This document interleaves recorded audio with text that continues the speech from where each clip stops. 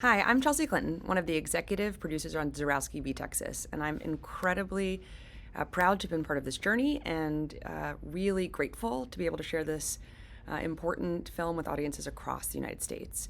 ZURAWSKI V Texas delivers a deeply personal point of view of what happens when healthcare is banned for the women and the families and the communities who desperately need it.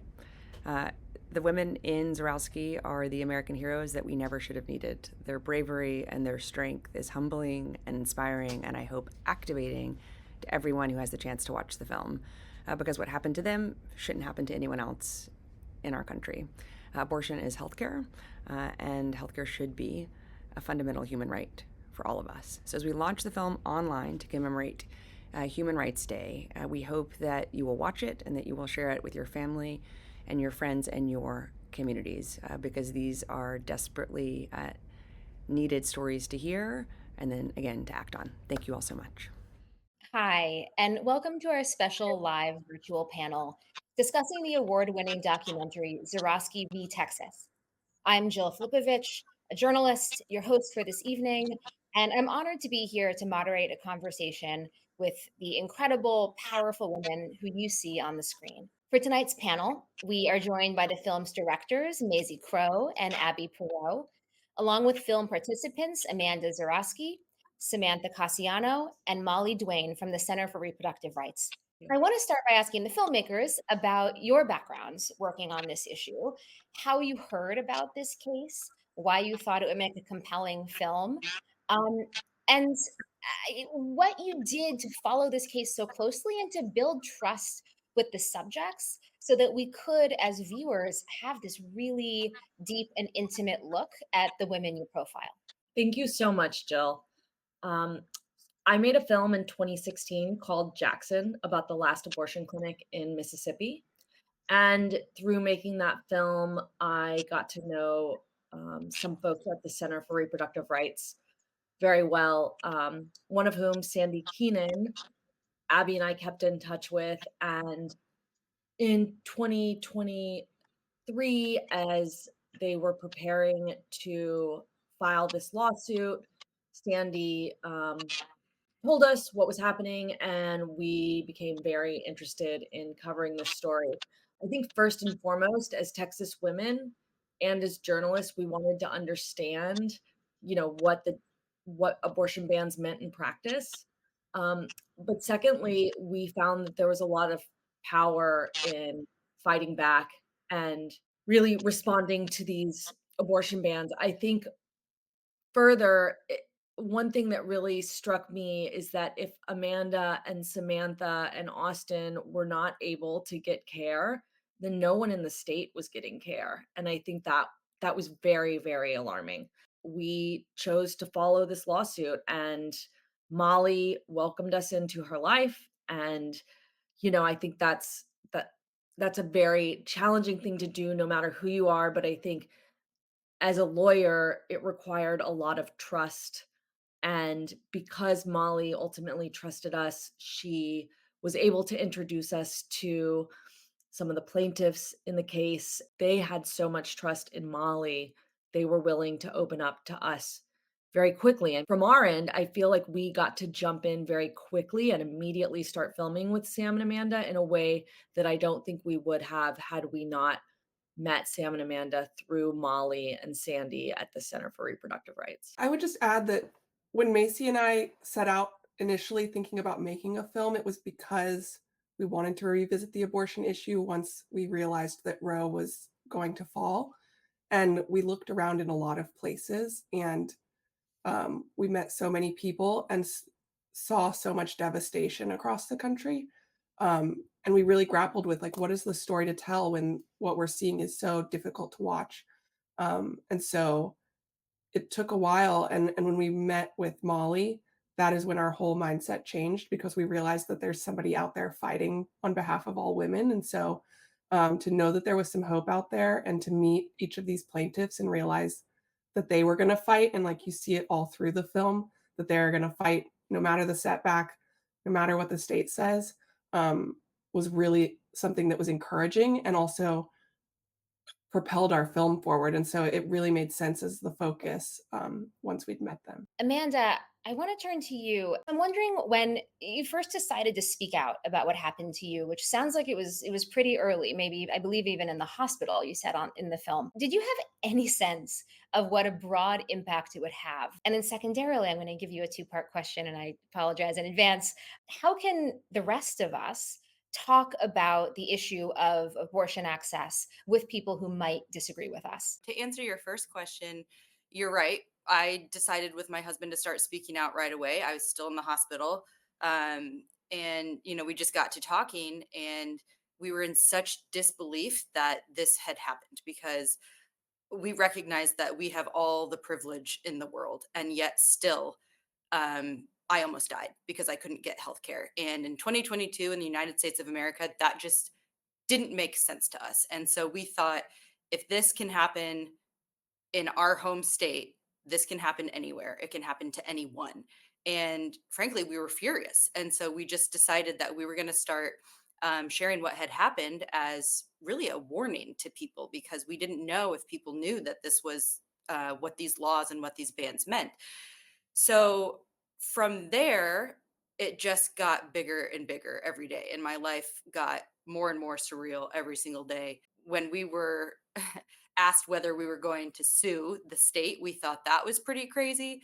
But then we met Molly and her team, and we thought, all right, this makes sense. These people are very trustworthy. They're empathetic. They're compassionate, and these are folks that we want to work with. So we signed on to sue the state of Texas, which still feels surreal. And then, as Maisie kind of alluded to, when Molly and Sandy introduced us to Abbie and Maisie, again, it was bizarre to think that there might be a documentary, but it just seemed like another tool in this fight. It just feels like this is a battle that is worth dedicating my life to, whether it's temporarily or for the foreseeable future. It was very nice and generous of you to say that I have a clear sense of right and wrong, but I think anybody does on this issue. I mean, what is happening in Texas, in this country, is barbaric. It's inhumane. And that's what this documentary is all about, is opening people's eyes to what's going on. Because once you know what's going on, there's no way that you can agree and think that this is okay. And so I'm curious how you talk to people, like your mom, who was a Republican voter, a lifelong Republican. When you're talking to just friends or acquaintances, in Texas, in Indiana, where you're originally from,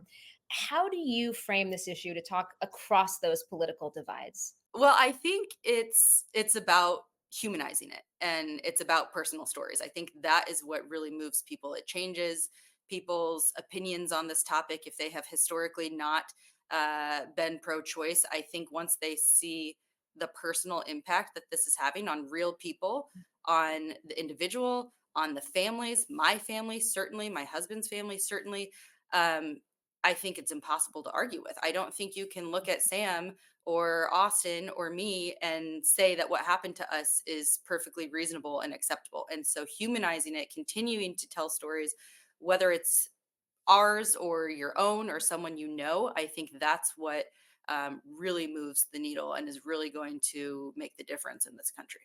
Um, and Sam, to me, you were the heart of this story.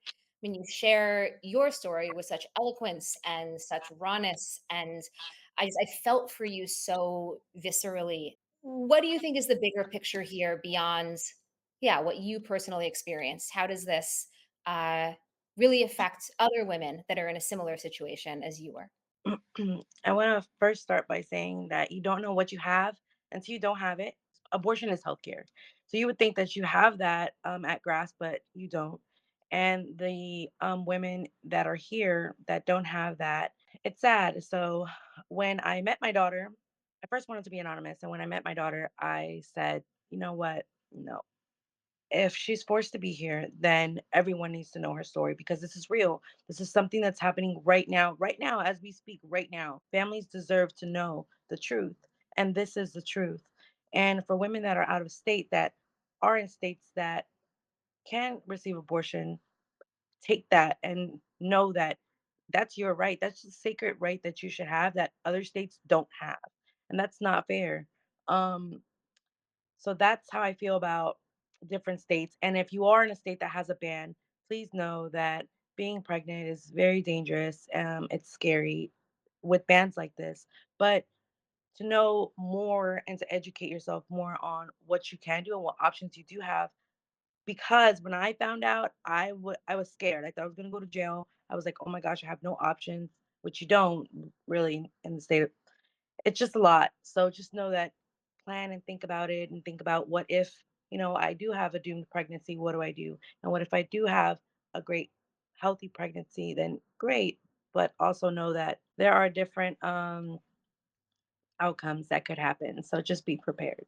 You said that initially you thought about being anonymous. Can you tell us a little more about why you decided to put your name, your face, your family, your whole story into this documentary? So at first I wanted to be anonymous. And then when I met my daughter's eyes started to bleed.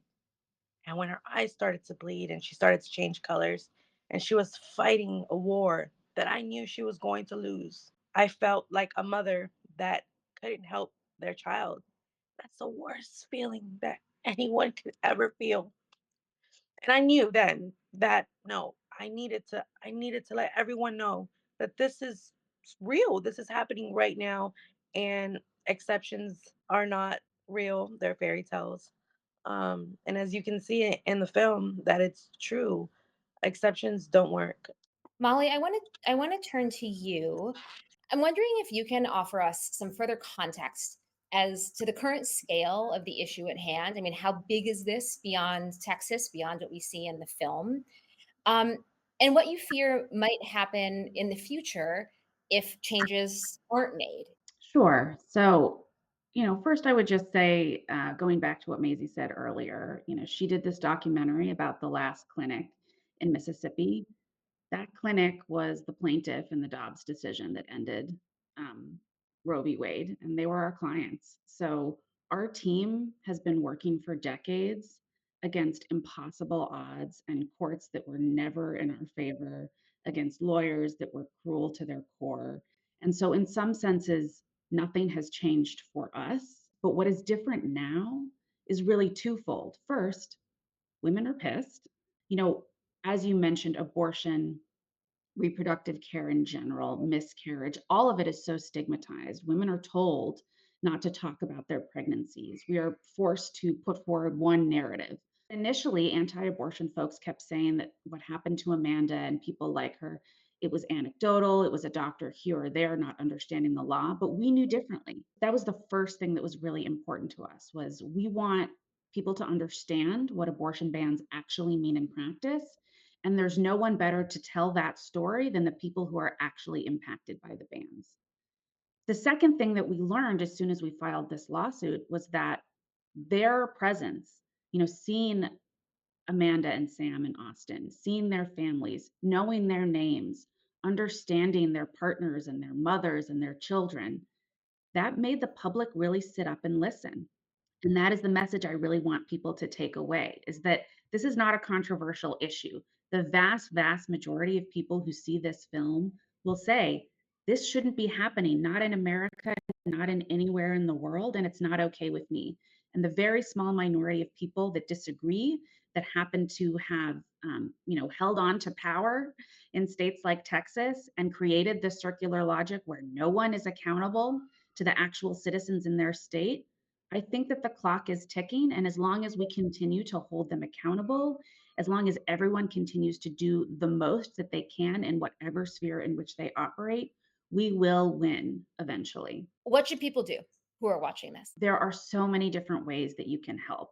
I mean, abortion funds, if you don't know the local abortion fund in your city, in your county, in your state, you need to find out who they are because abortion funds are the nonprofit organizations that are doing the work of raising the money to both pay for people's healthcare and to move them to the places in the country where it is still available, right? If you don't have insurance, a medical procedure like an abortion can cost thousands of dollars. So abortion funds need our support, and they need everyone to know who they are. Obviously, voting is important. I work for a 501c3 nonprofit organization. So I always have to put that out there. But this issue isn't political, right? Voting is important. Knowing who the judges are in your state, if they're elected, knowing who your congressperson is, who your senator is, and where they stand on these issues is critically important, because everyone, as a citizen in this country, has an ability to advocate for the policy choices that they believe are right. So, really, you have to educate yourself, follow the center, follow other reproductive rights leaders, and just do your part. Sam and Amanda, what do you hope people take away from this film? I hope they know that this is what's happening right now. And if you are, and you have a situation like myself or Amanda or Austin, know that you're not alone. Because for a while I thought I was alone, and I know now that I'm not. And once you're in that safe space to speak about things like this, you know that you have people around you that are here for you. I think Sam said it really well, but I'll add I hope they feel fired up. I hope they feel really motivated to do something. Certainly, I think folks are going to feel empathetic and compassionate, and I hope that they channel that into whatever emotion it is that drives them to have these conversations at home and tell a friend, tell a family member what they saw, what they learned, maybe share their own personal stories or the stories of someone they know, as I mentioned earlier. Maisie, what do you hope people take away from the film? I mean, I think you've touched on it a couple of times in this conversation. It's like no matter how well you think you know this issue, you don't until you've like lived these journeys with Amanda and Sam and Austin and really all of the plaintiffs in this case. I think understanding the long-term implications of being denied care is critical to understanding why bodily autonomy is shouldn't be political, and is just, the right to access healthcare is so necessary, and right now it's just not available for so many individuals in this country. I think that's the biggest takeaway, but you know, I feel more hopeful now than I think I felt when I started this film. I mean, not to steal a line from Molly in the film, but just watching this fight and really truly understanding how many people are fighting back and it just keeps growing. I've never been so inspired as I am right now, and having the honor to tell these stories, I couldn't be more grateful. I hope that people leave the film feeling motivated to do something, feeling motivated to educate others, and motivated to continue the conversation and continue the fight. Abbie, I'm being uncreative, but same question to you. Yeah, I think something that in screening this film across the country has really opened my eyes is that every time we show this film, somebody will approach us afterwards and say, I have a similar story. Just knowing that this is not a niche issue, 25 million women are living under these bans today. And not only do we know that these women face being impacted, but also their partners, their children, their parents. It's such a widespread issue, and 1 in 4 people who can get pregnant will have an abortion in their lifetime. Knowing how many stories are out there, I think it's so inspiring to see Amanda and Sam and Austin continuing to share their stories, and it's only destigmatized by people speaking up. And so it's something Amanda always says, which is, if you have a story, share it. But if you're not ready to share it, or if you don't have one, now you have Amanda and Sam and Austin's stories. So share those, because only by talking about it and having these difficult conversations together can we start to unravel what these laws are actually doing in practice and come to a better understanding of what we want our country to look like. I also want to remind folks that it took 50 years for the extremists in the anti abortion movement to overturn Roe. And so change in this country probably isn't going to happen overnight, particularly in places like Texas, where there is no way to do a citizen led ballot initiative. So I need people to rest, to take care of themselves, and to find a way to contribute, because this is going to be a long journey. One thing that everyone can do starting today is talk about reproduction more openly. That goes for men, women, children. I think you see that Sam's kids can understand pretty clearly what is right and wrong right off the bat.